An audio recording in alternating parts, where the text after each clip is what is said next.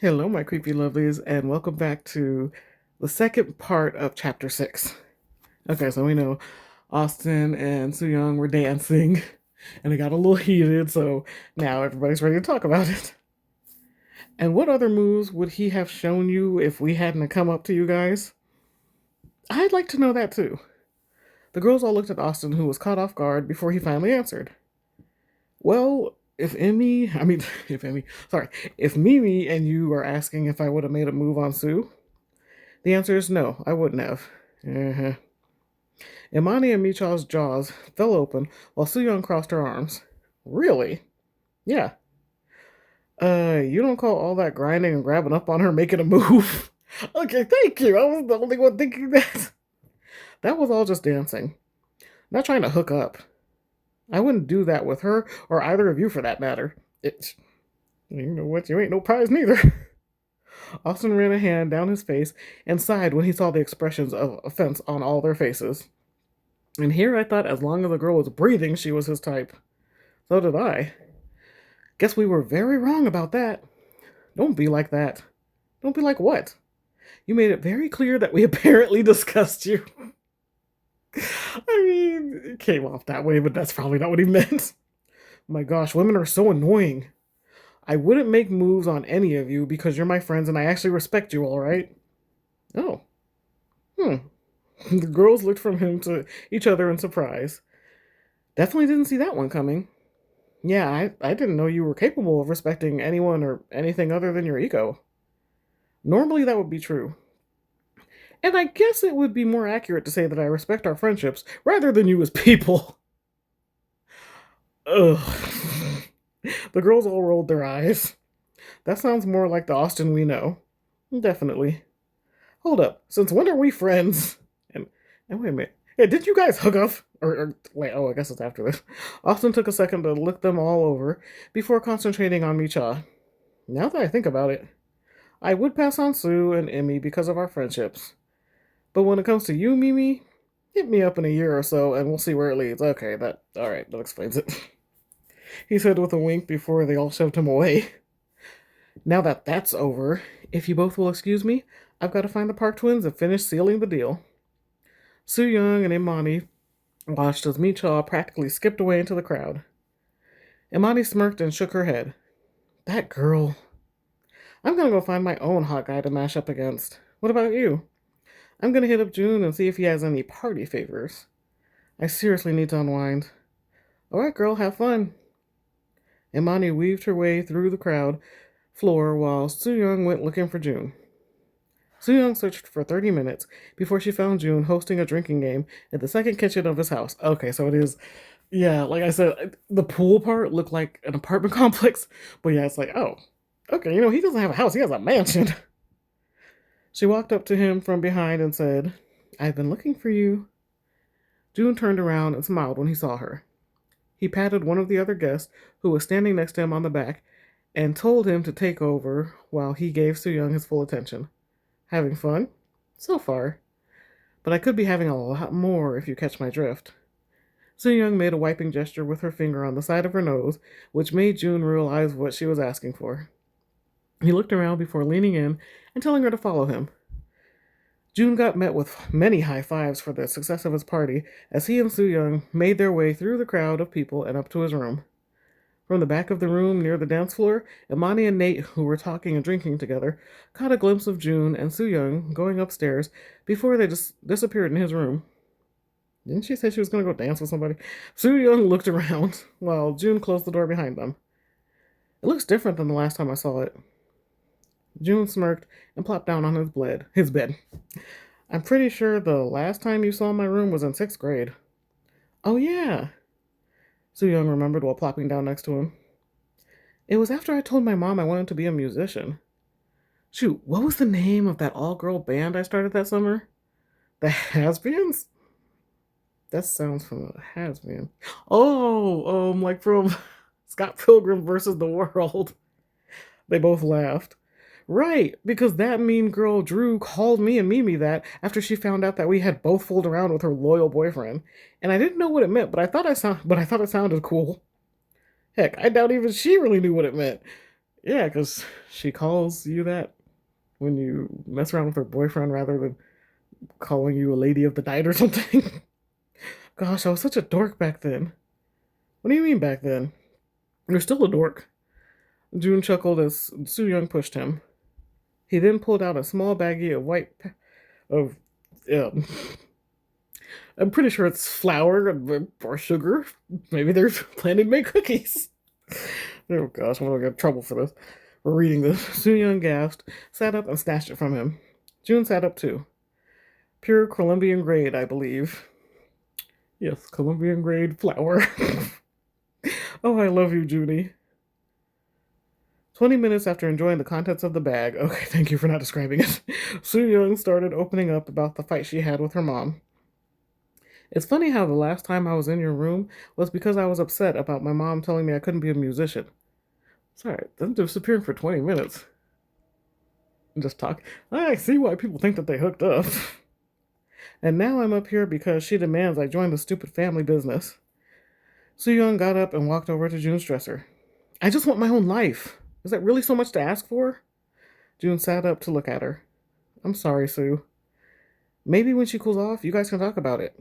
Soo-young scoffed, turned to face him, and crossed her arms. Yeah, sure. You're her daughter, Sue. No matter what, you guys love each other and can work through any problem. I get why you think that. You have great parents. They support you and love you no matter what. Exactly like a parent should. Except for mine. My mom just wants me to be who she wants and doesn't love or accept me as I am. June got up and approached Soo-young. Come here. She pulled away before he could touch her arm. Let's head back downstairs. She goes to the door and grabs the handle. You didn't throw this party for me to show up and be a downer. Just when she turns the handle, June takes her by the shoulders and makes her turn around. He then pulled her into a hug. I don't care about the stupid party. I care about you. So just let me care. Soo-young was still and silent for a moment before she gave in and hugged June back fiercely.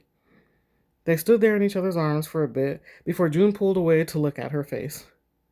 She laughed a little as he smoothed back her hair and wiped away the single tear that had managed to slip down her cheek. Better? Soo-young's sad smile suddenly changed as she looked in his eyes. Without looking away from him, she reached behind her and locked the door. What are you doing? Soo-young walked past June to his bed and rested her hands on it for a second before looking back at him over her shoulder and hiking up her dress. June's eyes went wide as he watched Soo-young pull her dress up and expose herself to him. Come on, if you want to. Okay, So I'm not reading this out loud. You guys can. I can almost feel like just pausing it and skipping past what all this is, but I won't. I'll read silently to myself. You guys can read it too. Oh my gosh. I would play music or something too, but yeah, then the video will definitely get taken down for copyright. So just, I don't know. I mean, I was saying play music just so there's not just awkward silence. But yeah, yeah, okay. Oh, I'll turn on the fan. So I just feel like it's awkward if it's just like super duper quiet. So there you guys go. Okay, let's hurry up and get through this. Read silently to yourselves.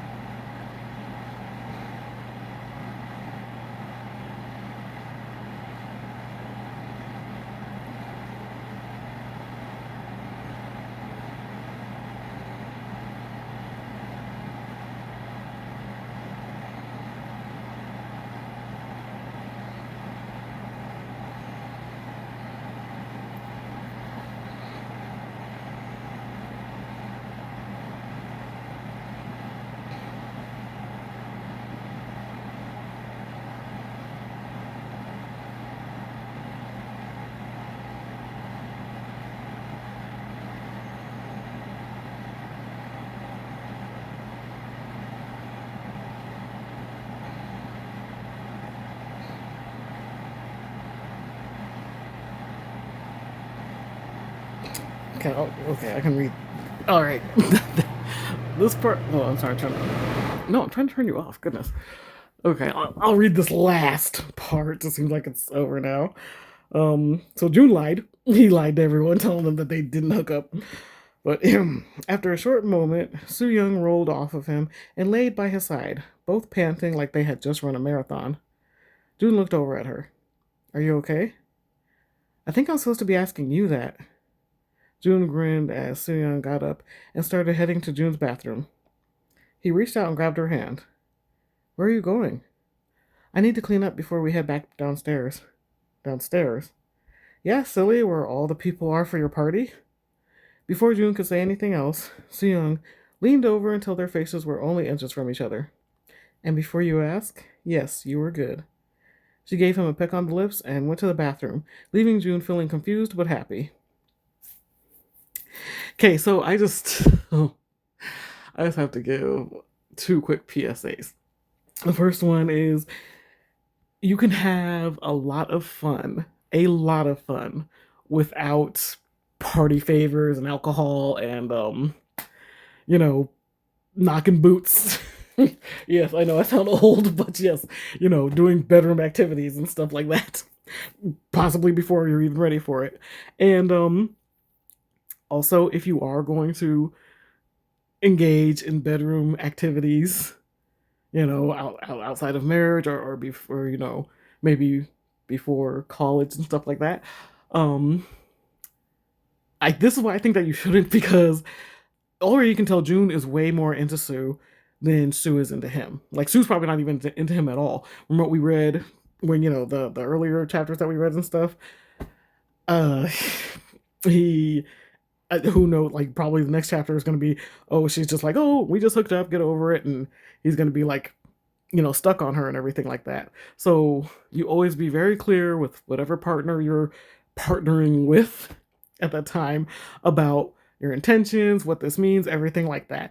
And of course, always be safe. Like this, it didn't seem like they were safe, and probably they felt like they didn't need to be because, well, for him it's his first time, but it doesn't seem like it's Soo's first time at all. Maybe that's not fair to say. Like we don't know for sure if she has done anything before, but it seems like she has. So you should just always be safe, even if it's your first time, whatever. But yeah, that's the first PSA.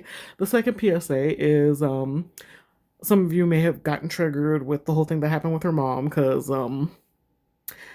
it's actually pretty natural for parents, even despite culture and everything like that, it's very natural for them to put expectations on their children. Like when the mom's pregnant with her baby, she like just imagining, oh, maybe it's gonna be a boy, maybe it's gonna be a girl, maybe they're gonna be into cheerleading, maybe they're gonna be into football, oh, they're gonna be the next president of the United States.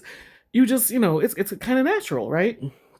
Where the problem comes in, though, is when the child fails to meet the expectations that you put on them as the parent, then you then that's when some parents may express it, like, it's like, well, you were supposed to be the next president of the United States. It's like, I just want to design video games. Like, I don't know. I wasn't even thinking about politics. So it's very important for parents to ask at a young age all the time, what do you want to be? What do you want to do? Some kids have very lofty goals, and some kids don't. Some kids are like, I just want to get a hat and put it on. That's an internet thing. But yeah, parents should actually start asking their kids, what do you want to do? And try to encourage their kids in that. Like if your kid at 6 years old says, I want to be an astronaut, buy them books on space and everything. Like, invest in their goals. Because yes, of course, kids do change their minds. I'm not saying that, that they're never going to change their minds. Even teenagers change their minds. But if you show that you're going to be supportive of their dreams and their goals, then they may be more likely to actually stick with whatever it is that they want. Like you invest in them, they'll invest in themselves, kind of thing. And they may not feel so bad and feel terrified of disappointing you if you show that you're supportive. They're like, oh, I want to be an astronaut. And then 6 years go by and they're like, you know what? I don't think I want to be an astronaut. Like it's too much. It's just too much. I just don't want to do it anymore. My heart's not in it. I think I actually want to be like a college professor. Then you're like, oh, okay, well, what do you want to teach and everything? Like show them that, that you're supportive of them. That's all. I didn't mean to, like, yeah, I know I'm talking too much, but I just thought it was important to say. And I am sorry if you guys have gone through that, dealt with parents being disappointed in you for not meeting their expectations. It's hard. I think it's hard on both because the parents don't really know how to deal with it, and the kids definitely. I mean, children definitely don't know how to deal with it. Like, how are you supposed to deal with your mom or your dad being disappointed in you? Like, I don't, I don't really have advice for that. I'm sorry, I don't. But yeah, whatever goals or dreams that you have, what's most important is that you believe in you and that you support yourself. You know, however that means you pick yourself up and you say, hey, I can do this. I'm going to do this.